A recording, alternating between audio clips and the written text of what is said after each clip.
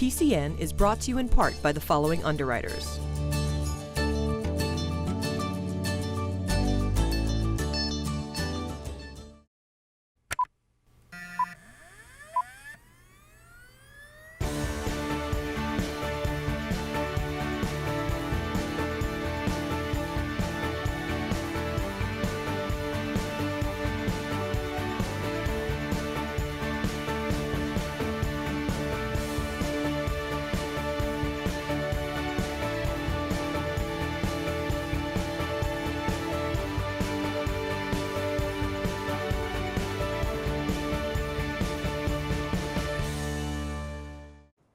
Welcome to another episode of PACTV Community News. I'm Brian Sullivan here with Maureen Bates.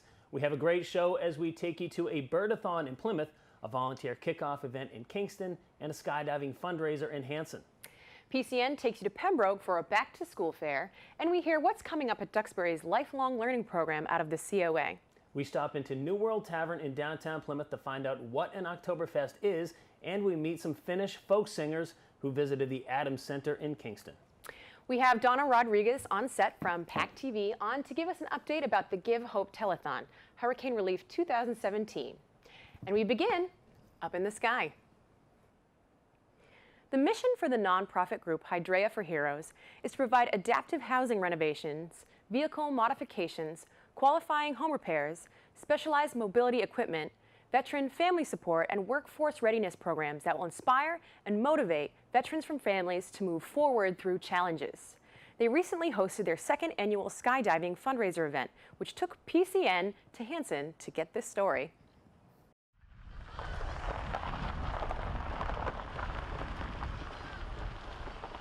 You didn't have to jump out of an airplane to appreciate the perfection of the weather on the day that Hydrea for Heroes hosted their second annual skydiving event.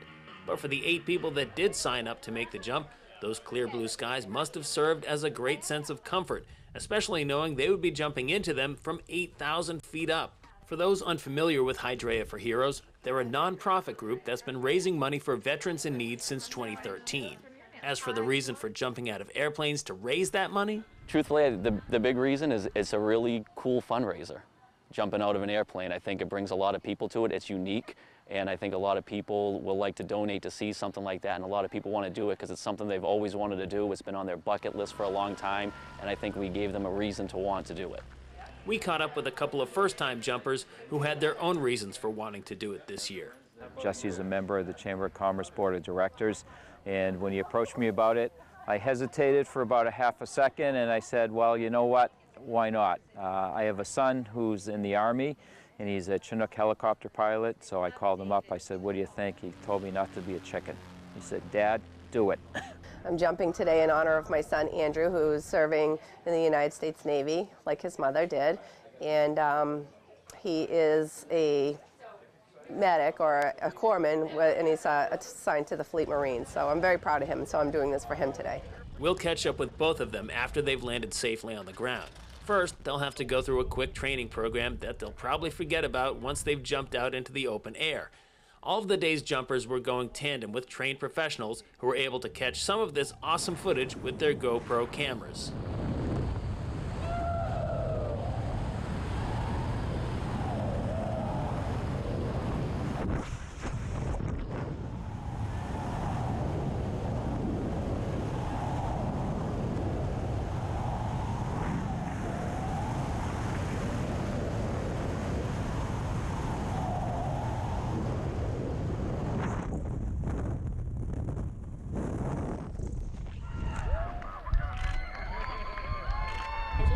Tremendous, just awesome. It beyond expectation. Just jumping out of that plane and seeing the ground below and the beautiful scenery of this region, and it was surreal.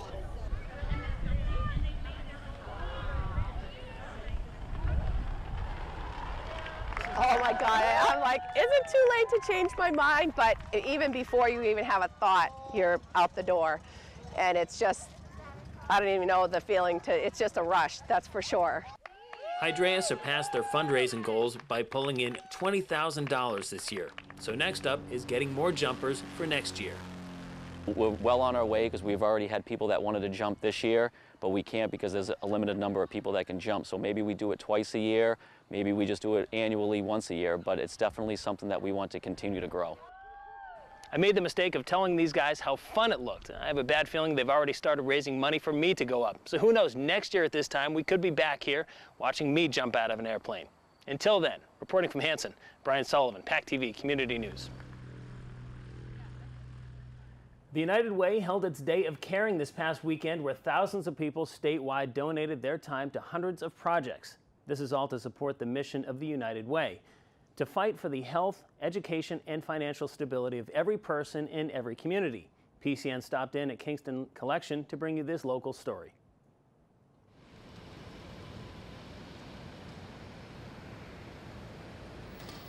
Today's event was our 96th annual kickoff and Day of Caring. So it is both a time to announce that we've got another United Way campaign and that we are also having a day of community service projects. So the companies that support us are able to get their workers along with them to go to one of the funded agencies to do a service project. And it could be cleaning up a park, it could be painting some of the equipment for the youth, it could be any number of different things. United Way helps support people in need. The campaign theme is Live United, and we, as an organization, support many different agencies and fund them through our annual campaign.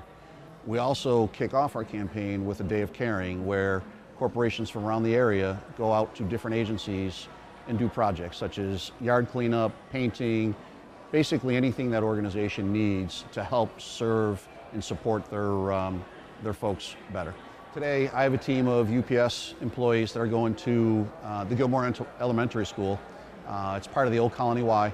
We are doing cleanup, we're doing painting, we're doing some gardening, and we'll have a team with Enterprise Holdings is also bringing a team there.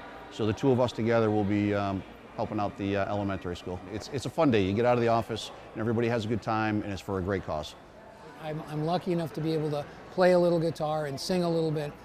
No great performer, but I love the idea of you find message songs. And in this case, this morning we played John Gorka's If Not Now, which was a very brief song that encourages people to consider, if not us, not them, if not now, then when, if not here or there, if not this world, then where. Basically the questions that we should be asking ourselves, if we don't do it, who will? If we don't do it now, when is it going to get done? And I think by and large, our community recognizes the needs that are out there, and all they have to do is be reminded that they're there. And they will come and they will be generous and they will be compassionate and they will be part of the solution. We are very lucky in southeastern Massachusetts. We have terrific companies, we have great individuals who are willing to step forward and contribute to United Way, and then we have some of the best nonprofit organizations actually doing the services, so it's a great partnership. There's many people in need. We start our campaign kickoff today. There's many different ways to get involved. Besides volunteering, you can give, you can run a campaign. It's your own organization, which we will help you with. Go to our Facebook page. It's the United Way of Greater Plymouth County, and you can find contact information there, and we can help get you started. If not here, or if not this way, then where? If not... Treasures of Our Hearts held a fundraiser fair which goes to helping others in need. At this particular event, they were collecting donated school supplies which are going to Pembroke schools, as well as donating to other assorted charitable organizations. The organizers love to give back and help other people in need. PCN stopped in to get the story. Today we're having a craft fair. We have a chili contest, chili tasting contest, excuse me, and that will be at 12:30. We have our fundraiser fair, which the monies that we get from this fair, the table money from the vendors and the money from the raffles, all that money goes to helping others. We donate to different charities each month. We don't keep any of the monies. Our fairs are charity fairs. We are there to help other people. That's what we do. That's what we're all about. Today we are having an event for Ambrose's Angels. This is Treasures of Our Heart event, and Ambrose's Angels here has a table. All donations today will go towards Ambrose's Angels and the angel gowns. My son Ambrose Valentino was born July 25th, 2016. I had 3 incredible weeks with him. He's changed my life forever, and he passed away suddenly at 3 weeks from SIDS. After he passed, my whole life has changed, obviously, and I really didn't know what direction to take. It took me a little while to get myself back together and figure out what my next steps would be. Shortly after my baby passed, Ambrose's Angels was created, and my first request was to do acts of kindness every 25th of the month. My son, again, was born July 25th, so the 25th seemed like a great day to celebrate and do acts of kindness in honor of my baby. The 25th was an explosion for acts of kindness. People came out from all over, tons of family, tons of friends, loads of strangers, and Ambrose's Angels quickly began growing. The 25th of each month, we expanded and expanded, we got bigger. We donated 500 toys to Boston Children's Hospital. We've given money to the homeless, we've given money to multiple charities. The 25th really is a special day for everyone. It brought a lot of people together, and we continue to go on with Ambrose's Angels. Pat is a wonderful woman. She gives to a ton of charities. She has a huge heart. She'd help anyone. And I quickly learned that I wanted to be helping her alongside her, and she quickly became part of Ambrose's Angels. For me, I am a vendor here also, Pam's Creations and Gifts, and I enjoy making items and making people happy. And Pat Masters, who is the leader of this, has taught me a great deal, and I hope someday to be running it myself. And we are a charity fair. All the monies from the vendor tables and raffles are used for different charities. This month we used our monies to for the schools for supplies. We donated to 3 schools this year for school supplies to help families who needed help with school supplies. So each month we do something different. It was Gandhi who said, "Live as if you were to die tomorrow. Learn as if you were to live forever." That philosophy is put into practice semi-annually at the Duxbury Council on Aging as folks from all over the South Shore sign up for lifelong learning classes. The proceeds from the cost of the classes will help pay for the instructors, while the remainder will go toward maintaining the senior center. We stopped in for the first day of fall semester registration, and it felt a lot like going back to school. Today is the semi-annual registration process when individuals sign up for courses at the Lifelong Learning Program. We have 12 courses this term. The courses run either 6, 7, or 8 sessions apiece, and they're in a variety of subjects. We have new ones, which are, which is nice. We try to keep the topics new and different. We have a new art instructor this year. We have the new business course this year, a couple of new religious courses, so the people that haven't taught here before, so you got a different perspective on different topics. So we try to change it up every semester. The courses run during the course of the week. They're usually 2 to 3 courses each day. Sometimes they overlap, but generally they don't overlap so that people can take as many courses as they'd care to. It's a socialization issue, learning something new, different topic. People are in there just to make friends, to go with their friends and take these courses, something to discuss. It's keeps you going, it keeps your mind going. It's something at class you never had for your whole life. You can try a new topic. We've instituted a couple of years ago a process by which when people arrive they're given a number, and the numbers are drawn at random to give everybody an equal choice to take what course they want. And people are called up by number and to the registration table.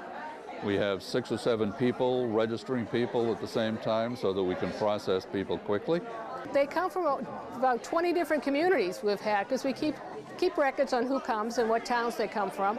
We have people come from as far away as Quincy and down on Cape Cod. The heaviest number of people are from Duxbury, with a large contingent from Plymouth.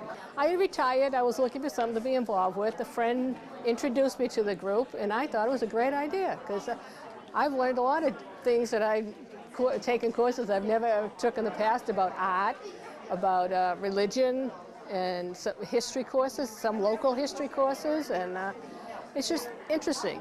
We try to select a wide variety of courses that would appeal to the widest audience and provide an intellectually stimulating program for senior citizens. How are your bird spotting skills? Do you think you could recognize and document enough species over the course of 2 days to raise money for the Manomet Inc. Bird Sanctuary? Well, if you're up to the challenge, every year during the fall migration, bird lovers and aspiring birders participate in the Manomet Birdathon. Birders participate individually or on a team by counting the number of different species of birds they identify in a 48-hour period and by asking family, friends, neighbors, and coworkers to sponsor them. We strapped on our binoculars and headed out into the bluff last weekend to bring you this next story. We're raising money for Manomet's programs, particularly the bird banding and the education programs. And since we're a bird place, and we're talking at the Bird Observatory here right now of Manomet, we thought we'd base this fundraiser on birds. And so all we do during the 2 days, today and tomorrow of this weekend, is we try to see as many different species of birds as we can. And some lovely people from all around, not all just our friends and relations, but lots of good folks, will either pledge us a certain number of amount of money per bird, or give us a donation for this birdathon. So it's a fundraiser, it's a fun one, and we get to see lots of different birds. We're doing this at the time of peak diversity. This is when most birds of different sorts will be here.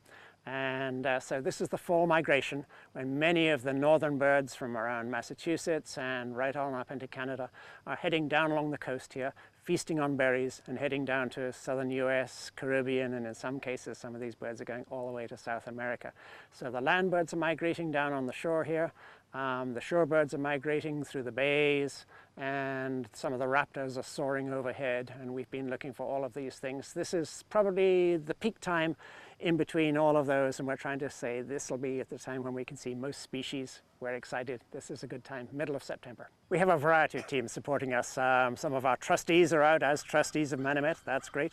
Some of our counselors who also help us.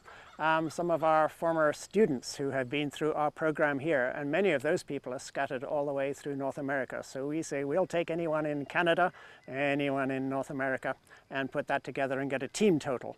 Other folks are just birding locally. This morning we had some beginning birders come in to Manomet, and they went out. We saw fewer birds there, but they're helping, and you know, people will sponsor. And it's not all about how many birds, it's about going out there and supporting a good cause. And a lot of good people will do that.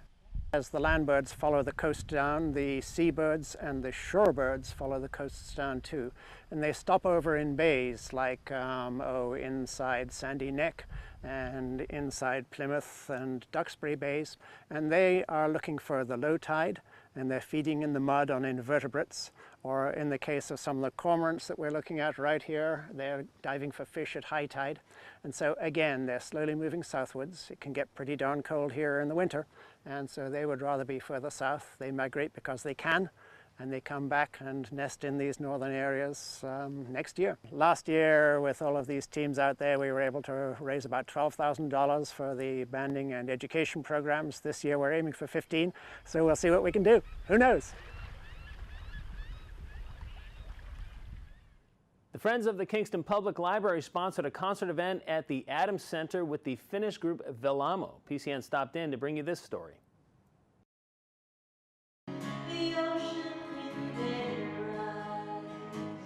Well, we're having a concert, which is a Finnish group, which is sponsored by the Friends and the library itself. And they were here last year, and it was very well attended, and people enjoyed themselves. So the library chose to do it again this year. I like the folk singing myself, personally, and but it was very well attended last year. Lots of kids, and they enjoyed that kind of singing. The library has many, many programs, mostly for children, for teens, and the library sponsors programs of all manner. However, sometimes their budget doesn't allow to have as many programs as they want, and the Friends of the Library fill in that role. We are going to play a concert tonight. We are going to play our original songs, written both in English and in Finnish, and then we are going to do some traditionals. out of the Finnish folk song tradition and out of the Scandinavian tradition. So it's going to be a versatile concert of folk music tonight. Well, we just roughly sketch up our routes. We flew into New York City 5 days ago, and we are heading, after our New England leg of this tour, we are heading further west and then flying home from San Francisco on last day of October. So what I do is I look at the route and then I contact the people I know and just other places that I think that might want to book us. And we've been actually playing here 2 years ago, so I knew Hannele Minsk from the library before. I was doing theater. I have my education in theater before, but then I met my partner who is playing guitar tonight, and I guess we just met and started playing together. Well, it's kind of a treat to get somebody from Finland to come here and share about their culture. So I think, and we do have some Scandinavian bits and pieces too in our set. So it's kind of I don't know, it's just a good thing to learn about other cultures and music, I think.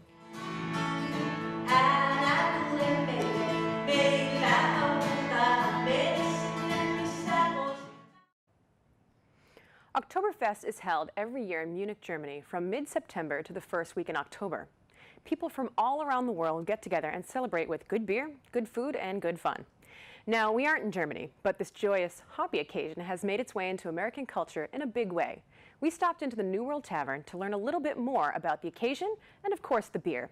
The New World Tavern will be marking the occasion with their own Oktoberfest on October 6th, 7th, and 8th. But here's a little taste before the main event.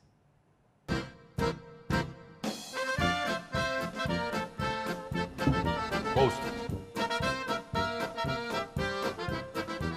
Well, Oktoberfest happened in 1810 for the first time in Bavaria, Germany. The Crown Prince Ludwig was going to get married and invited basically all of his folks to a ginormous party, which then turned into Oktoberfest, an annual gathering of people in and around Munich. And from there on, it carried from village to village in Germany, and then from country to country, and now it's one of the biggest festivals around the world. So a true Oktoberfest beer starts its process actually in March, and the German word for the Oktoberfest style is called Märzen, and the word Märzen includes the month of March in the German language. So that's when the brewing process starts. The Märzen is a amber color, easy drinkable lager, just around 6%, a little bit more, a little bit less sometimes. And through the lagering process, it takes up through September, so close to 6 months, to perfect that beer, which then becomes this delicious Oktoberfest style, which is highly loved and sought after at any Oktoberfest in the world. The interesting part is that only in Germany, there's only a handful of breweries that actually can call themselves an Oktoberfest beer. The reason is that the brewery has to be part of the city limits of the city of Munich. So there's, I believe, 7 breweries that can call themselves Oktoberfest beers, and that are part of the Munich Oktoberfest itself. Most people in the US have an immigrant background from Europe, may it be Ireland, Poland or Germany. And I think people like to go back to their heritage and enjoy what they enjoyed before they maybe got on the boat and came over to the US, or their parents or grandparents. I think getting together for food and libation is always a good idea. And yeah, I think it warms their heart to think about the old country, the food and the Oktoberfest beers and just the good times together.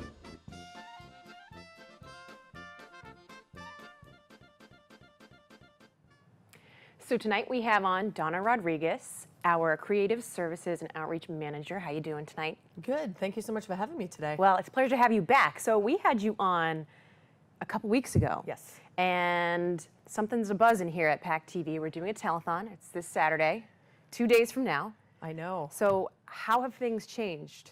Well, Sadly, there was a second hurricane after Hurricane Harvey impacted Texas and the Gulf. We also had Hurricane Irma, and Hurricane Irma, as we all know, impacted Florida and a lot of other areas, working its way up to the coast and devastated several of the Caribbean islands. So we did decide to change the telethon to the Give Hope telethon, so that way we can really kind of encompass a lot of the areas that were impacted and raise as much money as we possibly can to get into the hands of the folks who have been impacted. Great, and so this is something we've done before. We've just broadened our scope. We went from Texas as time changed. We expanded and we're now covering Florida. So obviously this is pulling on a lot of people's heartstrings. Yes.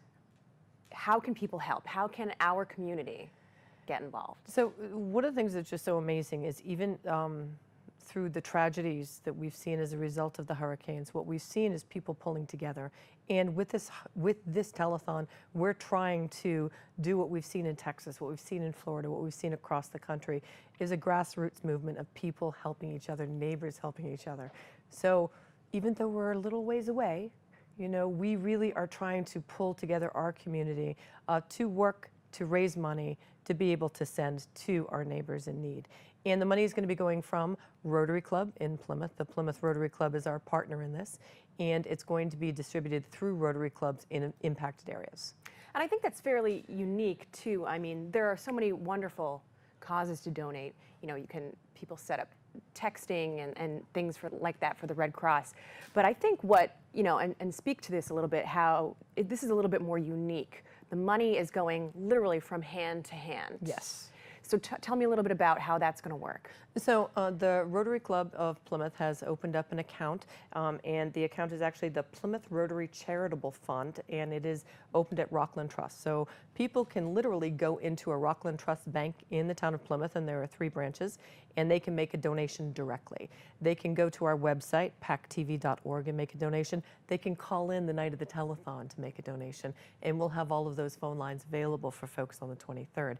Great. All of that money is going directly into that fund. If people donate online, even the PayPal costs are being covered. So 100% of the donations received are going directly into that fund. Then the Plymouth Rotary Club is going to be dispersing it to Rotary Clubs in the areas that are impacted. That way, folks who live in the communities are going to be able to make the decision about where the money needs to go. Excellent. So tell me a little bit, you know, we have about 2 minutes left. Tell me about what are people going to see at our telethon? Is it just going to be people donating? What are people going to, what's the message we're trying to push forward? So there's, just going back to the grassroots, there are several things we want to do that night. We want to raise money clearly. Yes. We want to encourage as many donations as possible and challenge donations, which we're starting to see crop up around our communities. Secondly, we want to be able to tell the stories about what is happening, how are people helping. So we've been out, and our news team in particular has been out collecting stories to be able to share with our viewers about what people are doing around our community and around our state to help. Third, we are going to have call-ins. We're going to have Skype calls with folks in the impacted areas in Texas and Florida. The thing I think I'm very excited about also is we're going to have you out in the field. You are going to be on location and really getting people excited in our community. We are very honored that the Plymouth Philharmonic has joined in as one of our partners as well, and we are going to be live from Memorial Hall with the Philharmonic on their opening night of this season to be able to invite people to make donations. Great. So in our last 30 seconds, what are the calls to action? Donate, please, PACTV.org. If you have a question, you want more information to find out how you can be a part of this, email us at telethon@pactv.org. Great. And of course, you know, anybody at home, if you can spread the word, please watch. It's going to be Saturday, 2 days from now, from 5 p.m. to 9 p.m. We will be live. Well, thank you so much, Donna, for coming on. Again, it's always a pleasure working with you. It's a pleasure having you on set. And let's raise some money. Thank you, and please give hope. Thank you for watching this week's PCN episode. You can find out more about us at PACTV.org. You can also watch again at PACTV's Prime channel or on our on-demand, or catch us on YouTube. Be sure to follow us on Twitter and like us on Facebook too. See you next week.